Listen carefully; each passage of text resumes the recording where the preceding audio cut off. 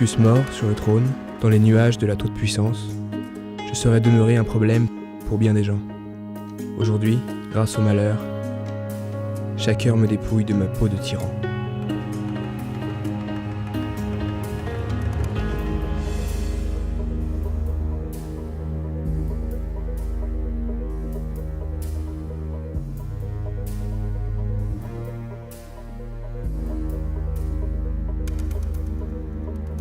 Ces domaines étaient totalement isolés depuis la création, leur création, tout simplement parce que Sainte-Hélène n'est liée au reste du monde que par voie maritime. C'est quand même une traversée de 10 jours aller-retour de bateau, donc il faut environ 3 semaines. Ces domaines étaient complètement isolés, recevaient très exceptionnellement des visites.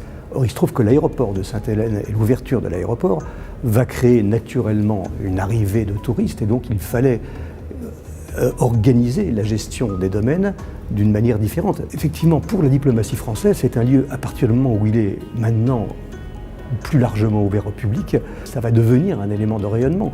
Il est évident qu'on ne peut pas laisser s'effondrer, partir, ces planches perdues dans l'Atlantique Sud, parce que c'est un morceau de notre histoire. Napoléon a été inhumé dans un premier temps à Sainte-Hélène, le 9 mai 1821, mais par accord entre le gouvernement britannique et le gouvernement français, ses cendres ont été rapatriées en France et il est entré à l'Hôtel des Invalides le 15 décembre 1840. Après la bataille de Waterloo, le 18 juin 1815, Napoléon rentre à Paris où il arrive le 21. Mais dès le 22, il est contraint d'abdiquer par les chambres et donc il se retire d'abord à Malmaison, puis ensuite se rend sur la côte ouest pour éventuellement essayer de passer en Angleterre. Mais finalement, il pense qu'une fuite ne serait pas digne de lui et donc il décide de confier son destin à son plus constant ennemi, comme il le dit, et monte sur un bateau britannique, espérant que les Anglais vont l'installer dans la campagne anglaise où il pourra bourgeoisement terminer sa vie. En réalité, les choses ne se passent pas ainsi, puisque les Anglais ont décidé d'exiler Napoléon sur l'île de Sainte-Hélène, une île qui se trouve au centre de l'Atlantique Sud, à 2000 km de toutes les côtes, et c'est donc là qu'il va passer un peu plus de 6 ans, et qu'il mourra le 5 mai 1821, à 5h49 du soir. La France est devenue propriétaire sous Napoléon III des 2 domaines liés à la mémoire de Napoléon à Sainte-Hélène, que sont le Longwood, donc la maison où il a passé la plupart de son temps à Sainte-Hélène, et la tombe où son corps a reposé pendant 19 ans. L'achat a été fait en 1857 par vote de crédit par le Parlement, mais l'acte de vente a été à Napoléon III et à ses héritiers.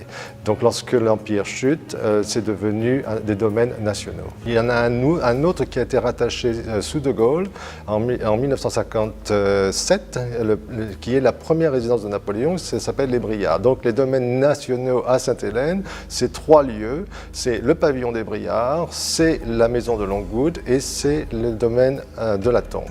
Donc en tout, il y a 16 hectares. The cooperation between the UK St Helena government and France is very close. So the island is very small, 47 square meters, but of course Napoleon is an integral part of that. We help to manage the properties in partnership.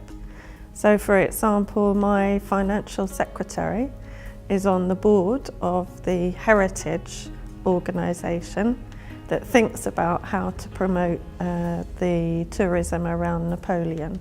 So it's very much cooperation and coordination between the 3 bodies, the UK, France and St Helena government.